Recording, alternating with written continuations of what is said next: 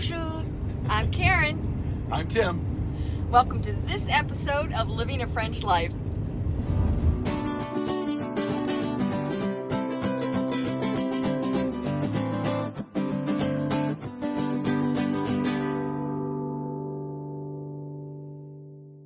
Today, we are heading to Limoges, or as Siri likes to say, Limoges.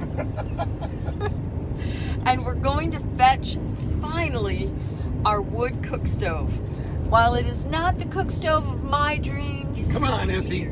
come on, Essie, it will be a great addition. And instead of being $10,000, it cost us 100 euros, which is approximately, what, $125? No, about 110. About $110. So, you know what? We're going to make this work.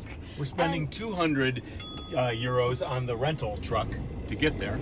Yeah, okay. There is that. And we had to buy that lift thing. Right, that was 145 euros. Okay, so it's not. And then there's the fuel to get there. Oh my gosh. We are going to the other side of France. Yes, we are. We're going about 4 hours away. And so, indeed, the relocation costs are sizable. But, yeah, I think it's going to be great.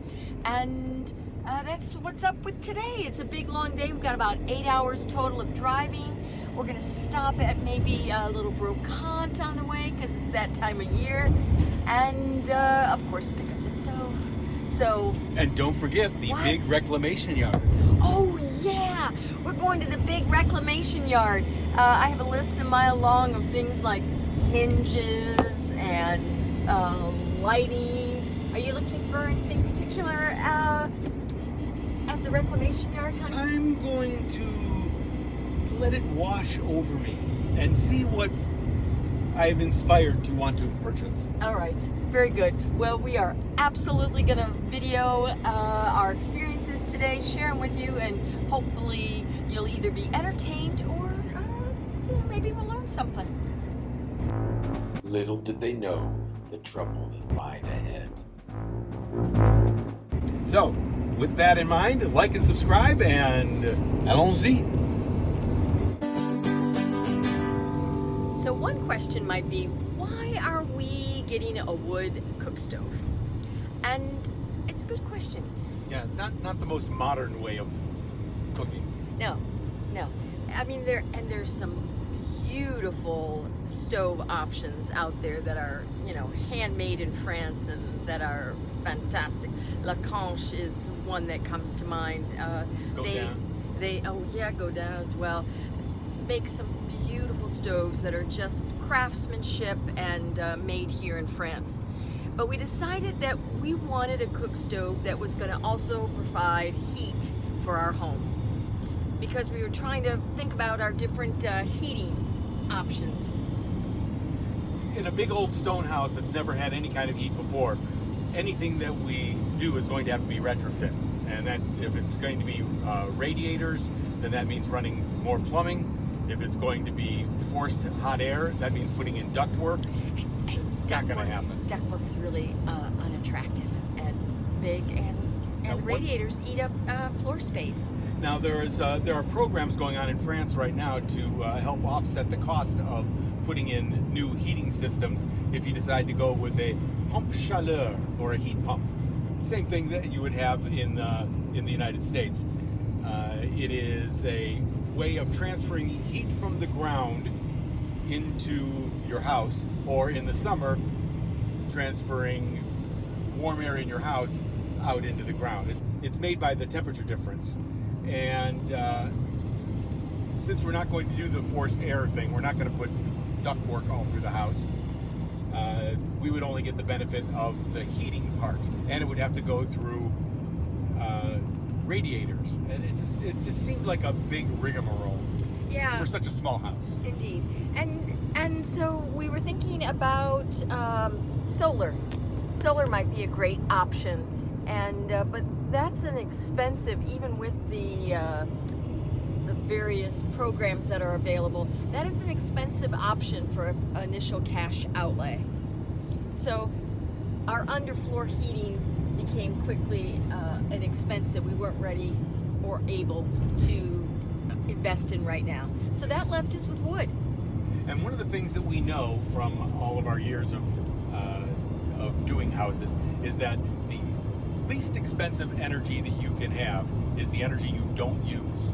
And so we are going to insulate the house extremely well so that we will not require a lot of heat, so that the small amount of heat that is produced by the stove, which is not all that small, will be sufficient to heat the entire house.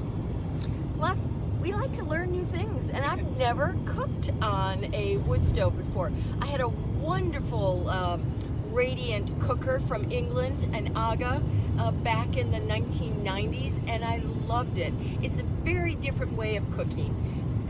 And we'll talk obviously more about that and share our experiences of how that's going. But I think a wood cook stove is going to be fabulous, especially in the winter time. And then, you know, we'll think about our other options of how we're going to cook in the summer. I think there's going to be quite a bit of grilling outdoors. We found a little brocante shop here. It's a shop here full of all kinds of old things that you can just get lost in. I mean, all kinds of little things, all kinds of little treasures.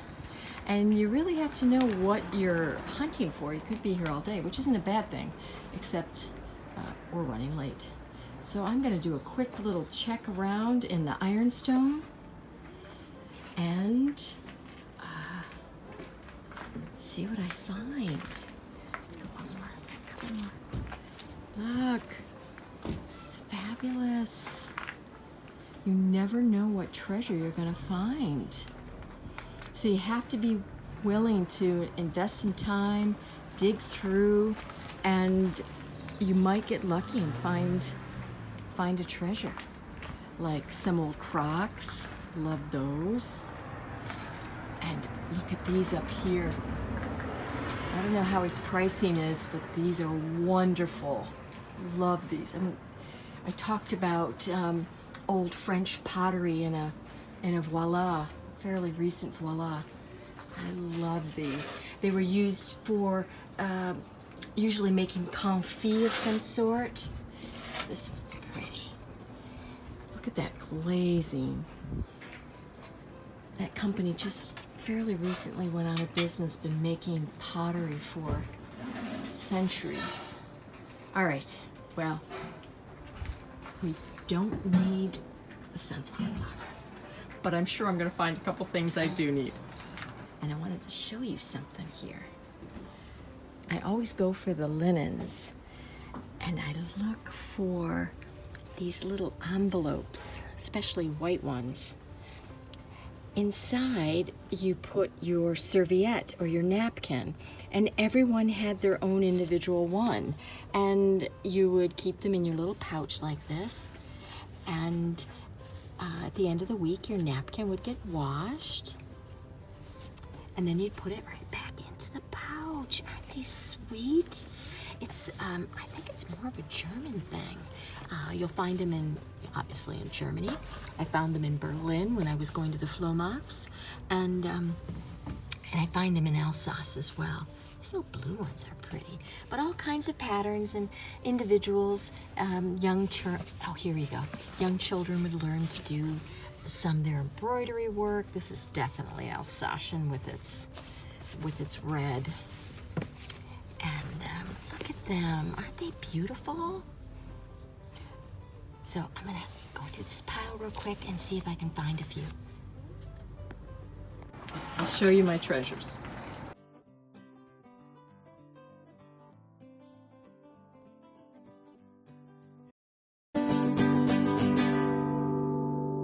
We finally made it to the Reclamation Yard here in Conflans, and as you'll see in the video, there is much to see. Behind me, you've got all of these old timbers, so if we ever need to replace anything, I know where we can go to get it.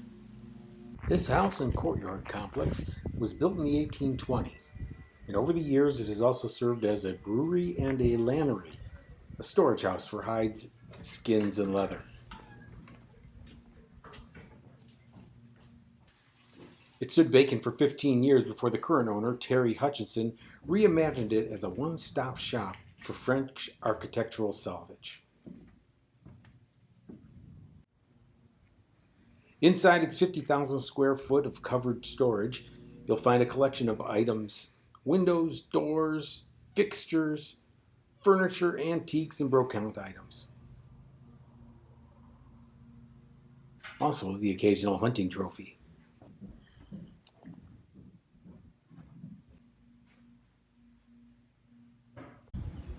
They sure do have a nice location. And they got a few big stones. Holy smokes. I'm playing in some bits and bobs here.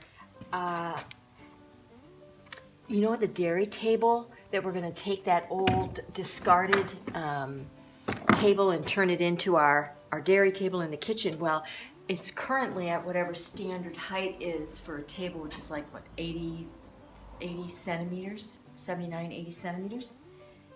And we need it to be at 90 or 95 centimeters for countertop height. And while I'm only finding pairs of things, it might work to add the extension to the legs for the front, since I think the dairy table might go all the way into the window. I don't know, what do you think? These two, I think these two are what I'm gonna get. So you can see how it'll just work perfectly and give us that extra oomph, but I'd love to find two more, so I'm gonna continue digging. All right, so we made it to the place where we're gonna get the stove.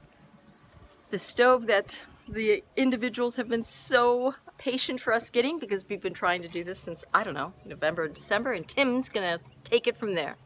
All right, so we have one very heavy stove, so 320, 330 kilos. So that's heavy.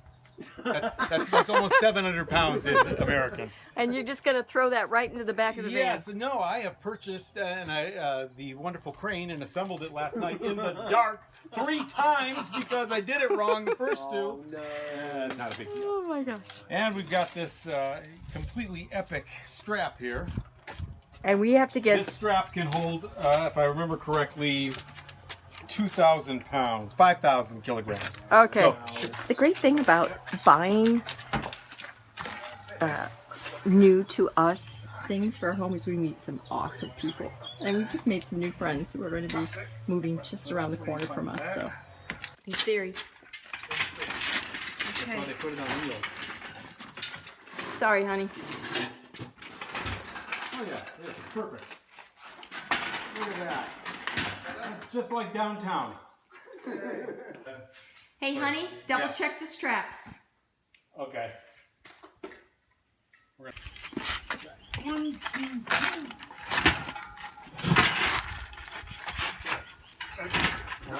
Okay, yeah. Give you a go. Okay, that ought to do her. Okay, now it's gonna go up. That's it.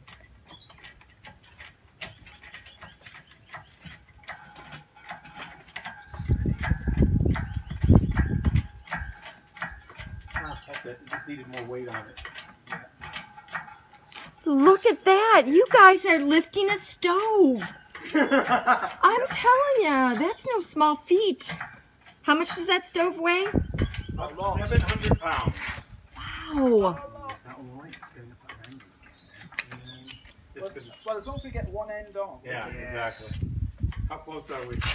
Getting there, aren't we? Should we move it round now? And then, Yeah, we'll rotate it.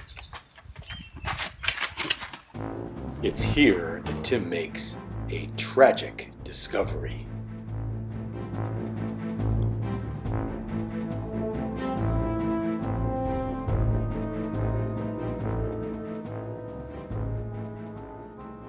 Around on the other side and see if I can give you. Cracks all in here.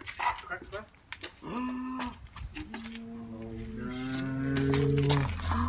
Oh no! That we did that with the lifting. Oh God.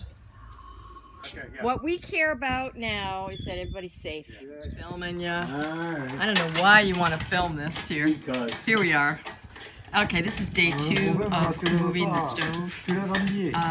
It did not go well yesterday. Ça n'avait pas droit. Careful, Tim. It did not go well. Attention. Ça n'avait pas droit, tu comprends? Oui, oui, oui. Oh my. Oh, honey, honey, honey. Où ça va? Doucement. Woo, woo, woo. Oh, slow, slow. 6. Arrête. Avance encore un peu. Oh no, avant. A little bit. Avance encore un peu. Okay. C'est bon. C'est bon. Oh God. What a ridiculous thing. Okay, this is definitely going under the what the hell were we thinking? All right. Oh my gosh, you can see where it's broken up at the top, where it got squeezed, and yeah, we messed up big time. Right? This entire neighborhood has come out to help us. Attention. Okay. Holy shit. C'est le fan de la boîte. Ah, oui, oui, oui. So, what have we learned today over the last 2 days? They've been a long 2 days. Yeah. Well, I don't want to talk about it. The problem is that I thought you didn't want to talk about it. I know how to lift heavy things, but unfortunately I did not take into account that the squeezing action, but I don't want to talk about it. Okay, so we drove all the way up north of Limoges, which is about 4 hours from here, in order to pick up a old Rayburn wood cooker. Yes, but we made some other stops along the way. We did, and boy, the video at the start, we just thought we were fat and sassy. Thought the day was our oyster. Yeah. And then we came to the part where we actually had to move the stove, and it did not go well. No. And the lifting part went great. Definitely picked up the heavy weight. No Yeah. problem at all. Yeah. But and I knew this. I knew this. That's the part that drives me crazy, is that I knew that this was not the way to do it. And I did it anyhow. And who else knew that this was not the way? I don't know what you're talking about. I don't want to talk about it. Me. Okay. So for a man who doesn't want to talk about it, seems like you want to talk about it. Yeah, well, it puts us in a situation. We already knew going in that there was a pretty large chance that we weren't going to be able to use this stove anyhow. We were getting it for basically scrap value. Which now, of course, it is scrap value. But it may not be. We're looking into some refurbishment options. But some of the what we have to deal with now is skills I do not have, and tools I do not have, and really I do not even have the time to learn any of these skills. You know what? None of this matters. Yeah. This is what matters. There's only one thing that matters, and that's safety. If you are going to put something in the middle of your house that's going to have a constant fire in it, you need to make sure that it is in primo working condition. You can't take risks with carbon monoxide poisoning, with a fire starting out, and the stove will require a lot of refurbishment, which can be done, and I'm all behind that. I love reusing things, especially old things, but it has to be disassembled, packaged, and sent to England for it to be properly repaired, and then a professional needs to put it together. And frankly, I think we're probably back at what a price of a new one would cost by the time we go all through that. Well, you may be correct. And so over the next several episodes, we'll be, I'm sure we'll be discussing with you what our options are. Karen has no shortage of fantastic kitchen design ideas. Yes, it's true. And I have already put together a plan for how we're going to do that, Cantu. You know, when you're restoring a house, an old house especially, but any house, you have to be ready to adapt your plans. Flexibility is absolutely of paramount importance, and you've got to step into the curve. Yeah. You know, you have to be willing to, do what you need to do in order to create a safe and beautiful situation. So next time, I have no idea what you're going to see, but I bet it'll involve the floor in some way, shape, or form, because I'm working on leveling the rez-de-chaussée. Oh, that's good. So that'll be good, and maybe you'll get some more sneak previews of what's going to happen with the kitchen. I'll see if I can't provide you some ideas of where I think I'm going to have to go. Well, you got one heck of a Pinterest account. I do. Take a peek, because I think I have 28,000 pins or something. And I'll put the link to her Pinterest account in the show notes. Sounds great. So I think that's going to wrap it up for today. Make sure you like, subscribe, hit that little bell icon so that you have notifications when our videos come out. And remember, the bloopers, the best part, are at the end. So, until next time. À tout à l'heure. Congratulations, by the way, on holding the phone sideways. Yes, look at that. Oh, yeah. We're going to the big Reclamation Yard. What do you think, honey? Oh, wait, I'm videoing the wrong way. Oh, hold on. None of that was recording, Karen. Oh, la la. You said it's 80 or 90 centimeters. How tall is that in English measurements? I don't know, but I know you'll put that right down on the little bottom there for everybody.